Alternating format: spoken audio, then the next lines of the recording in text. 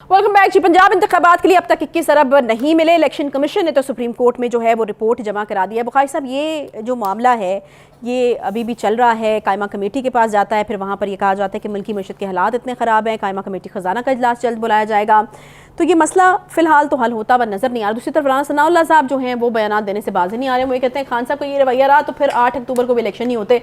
और यकीनन आपको याद होगा कि खान साहब का सबसे बड़ा खदशा या PTI का सबसे बड़ा खदशा यही है कि 8 अक्टूबर को भी या जो डेट कही जा रही है तब भी इलेक्शन ना हो। देखिए, मेरे ख्याल से ये हुकूमत और अदलिया दोनों का इम्तिहान है कि वो इस सेंसिटिव मामले से किस तरह से निपटते हैं। सुप्रीम कोर्ट ने पोजीशन ली हुई है आपके सामने, उन्होंने डेट दे दी हुई है और हुक्म भी दे दिया हुआ है कि ये आप इलेक्शन कराएंगे 14 मई को। और इलेक्शन कमीशन को बराह रास्त हुक्म दिया कि अगर तुमने ना कराए तो हम आपके खिलाफ एक्शन इनिशिएट करेंगे। तो मामला तो बहुत सीरियस है जहाँ तक सुप्रीम कोर्ट का ताल्लुक है। हुकूमत ने उसके ऊपर ये रिएक्ट किया है कि उन्होंने जो पैसे जमा कराने की तारीख थी 10 जो गुजर गई है, कल आज 11 हो गई है, आज उन्होंने रिपोर्ट जमा करा दी इलेक्शन कमीशन ने कि सानू पैसे नहीं मिले, लिहाजा साढ़े को ना साढ़े देना रहना। लेकिन दूसरी तरफ हुकूमत ने जवाब ये बनाया कि जी हमारे पास चूँकि पैसे नहीं थे इसलिए हमने मनी बिल पेश कर दिया है कि वहाँ से अगर अप्रूवल हो जाएगी तो फिर हम ये पैसे एलोकेट कर देंगे। एक दूसरा उन्होंने कहा कि जी जो काउंसिल ऑफ कॉमन इंटरेस्ट है चूँकि उसका कोई इजलास शेड्यूल नहीं है इसलिए वहाँ से भी हमें पैसे अभी नहीं मिल सकते। तो हुकूमत हीले बहाने कर रही है या उसके पास जवाज़ जनवन है, ये फैसला करना मेरा आपका काम नहीं है। ये कोर्ट तय करेगी कि क्या ये जवाज़ वैलिड है या नहीं है। दूसरी तरफ जो मुझे परेशानी है वो ये है कि अगर सूरत हाल मज़ीद भड़कती है या जो दोनों तरफ की साइड्स हैं वो पोजीशंस और ज़्यादा स्ट्रॉन्ग कर लेती हैं अपनी, तो फिर तसादम अपनी जगह तय पड़ा हुआ है। लेकिन उस तसादम की जो सूरत हाल मैं देख रहा हूँ as a small student of history, वो उतनी गंभीर नहीं है जितनी गंभीर उसको PTI की लीडरशिप बनाने पर तुली हुई है, ख़ासतौर से फवाद चौधरी साहब। देखिए, वो एक रेजोल्यूशन पास हुई है पार्लियामेंट के मुश्तरका इजलास में जिस पर 48 MNA सेनेटर्स वगैरह के दस्तखत हैं। ठीक। अब वो ये कह रहे हैं कि जी ये सारे के सारे नाअहल होंगे। ये कौन सी दुनिया में है? ये मुझे समझ में नहीं आती कि इनकी विजडम कहाँ चरने चली जाती है कि वो इतना बड़ा उनका जी प्राइम मिनिस्टर डिस्क्वालीफाई होंगे और साथ ये 48 के 48 6 वो कहते हैं कि जिनके दस्तखत जनवन नहीं है वो तो उनसे हम अलहदा निपटेंगे, लेकिन ये 42 के 42 ये इकट्ठे जो हैं ये डिस्क्वालीफाई होंगे। दूसरी तरफ तो राना सनाउल्लाह साहब तो कहते हैं ना कि पार्लियामेंट, दूसरी तरफ हम हुकूमत हुकूमत को देखते हैं तो वो कहते हैं कि जी अगर सुप्रीम कोर्ट प्राइम मिनिस्टर को समन करेगी तो प्राइम मिनिस्टर कहेंगे कि जनाब मैं अकेला नहीं आया, कैबिनेट भी नाल है। और फिर उन्होंने सड़के ये कहा, जिसको कहते हैं सड़के कहना कि जी इंज करो पूरी पार्लियामेंट डिस्क्वालीफाई कर दो। अब ये सब प्रैक्टिकली पॉसिबल तो नहीं होगा ना, दोनों तरफ के दावे प्रैक्टिकली पॉसिबल नहीं है। मेरा ख्याल ये है कि बेटर सेंस विल प्रिवेल।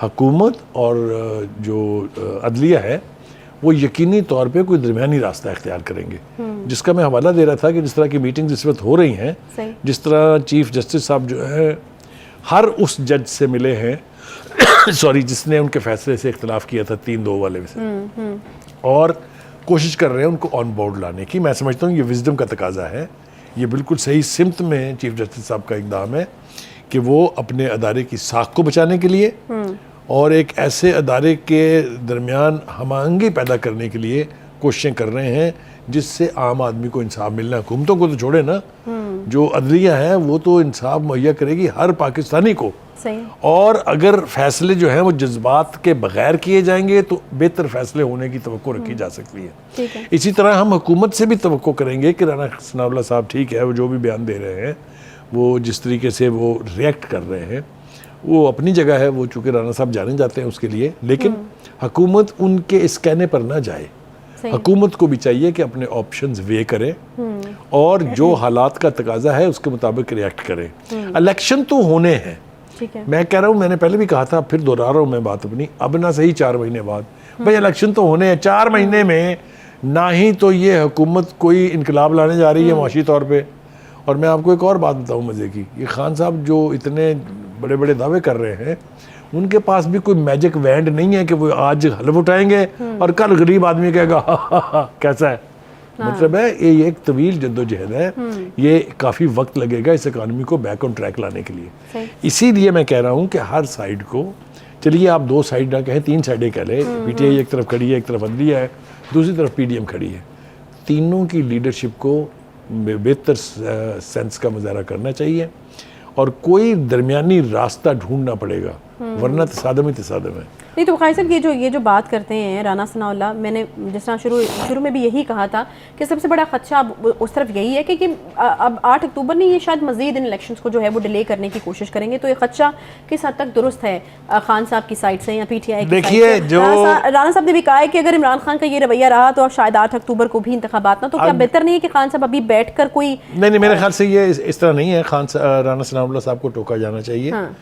देखिए, अक्टूबर से आगे इंतखाब ले जाना उनके बस की बात नहीं है, ये इतना आसान नहीं है। It's easier said than done. सुनिए ना ये इस्तेलाह। नहीं ठीक है बुखारी साहब, वो आपकी बात ठीक है, लेकिन जो जवाब अभी दिए जा रहे हैं, क्या गारंटी है कि वो 8 अक्टूबर को नहीं दिए जाएंगे? कि सिक्योरिटी के मसाइल हैं या फाइनेंशियल इश्यूज हैं वो? देखिए, ये जो जवाब आज पेश किए जा रहे हैं, ये अगर 4 महीने बाद भी पेश किए जाएंगे तो मानेगा कोई नहीं ना। मतलब फिर तो ये साफ नजर आ जाएगा कि हुकूमत की नीयत ठीक नहीं है, वो इलेक्शन कराना नहीं चाहते हैं। ठीक है। देखिए, अभी तक की सूरत हाल ये है कि मिसाल के तौर पे पंजाब जो सबसे बड़ा सूबा है, जहाँ इलेक्शन करने की डेट फिक्स हो चुकी हुई है, KPK की तो अभी फिक्स नहीं हुई ना, वहाँ का चीफ मिनिस्टर क्या कहता है?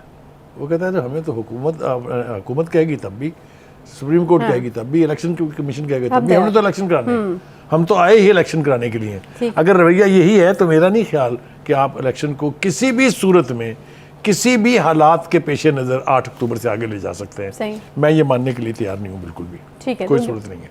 ये जो बात कर रहे हैं, ये आपको लगता है कि सियासी किस्म का बयान ये हवा में है, ये बयानबाजी है, ये गजल है, लेकिन इसका मेरा नहीं ख्याल कि ग्राउंड रियलिटी से कोई ताल्लुक है। ग्राउंड रियलिटी टाइम बिल्कुल हमारे पास खत्म हो गया। बुखारी साहब, कोई इन्फॉर्मेशन आपके पास है कि कोई बैठक हो सकती है? क्योंकि हम यही कह रहे थे कि उसके अलावा चारा नहीं है कि बैठकर बात हो जाए। मेरे ख्याल से ये फेजेस में होगी। पहले तो सुप्रीम कोर्ट को अपना हाउस इन ऑर्डर करना है, ठीक है, फिर सुप्रीम कोर्ट और हुकूमत के बीच, PDM के बीच जो रस्साकशी है उसका टेम्परेचर नीचे लाना है, और फिर एक ग्रैंड रिकन्सिलिएशन, जो ग्रैंड नेशनल रिकन्सिलिएशन के तौर पे इमरान खान साहब और उनके साथी जो दावा कर रहे हैं कि हम बातचीत करने के लिए तैयार हैं, फिर मेरे ख्याल से हुकूमत को और PTI को बैठना चाहिए और बैठ के, जैसा मैंने कहा, एक दरमियानी रास्ता हमेशा निकल सकता है। यही तो खूबसूरती है जमहूरियत की, यही तो खूबसूरती है सियासत की। The game of politics is the game of readjustments. सही है, दोनों तरफ से रीएडजस्टमेंट हो, कोई दरमियानी रास्ता निकले, तभी इस कौम को चैन नसीब होगा। ठीक है, बहुत शुक्रिया जी बुखारी साहब। इसके साथ ही प्रोग्राम का वक्त यहाँ पर खत्म होता है जी। इंशाल्लाह आपसे कल मुलाकात होगी। ख्याल रखिए, तब तक के लिए अपना अल्लाह हाफ़िज़।